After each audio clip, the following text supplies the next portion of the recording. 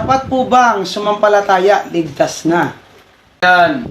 Ang kaligtasan ay 4 na P. Ayan, 4 na P. Kasi wala namang kwenta ang pananampalataya lang. Pananampalataya lang, ligtas ka na. Ito yung mga pinapangaral ng mga false prophet. Yes. Pinapangaral ng mga false prophet na sumampalataya ka lang, ligtas ka na. Anong klaseng pananampalataya ito? Ang pananampalataya may 4 na P.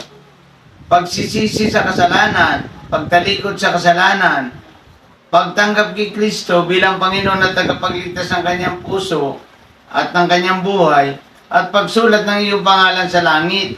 Kung tatanggapin mo si Kristo sa iyong puso, registered ka sa langit. Iyon yung tinatawag na assurance of salvation. Yes. Kung saan yun ang topic natin ngayon. Kaya Ryan, ibig sabihin, ang pananampalataya na walang 4 na P, ito ay false prophet. Tinuturo ito ng mga false prophet. Sumampalataya ka lang, ligtas ka na. Hindi ganon. Yes.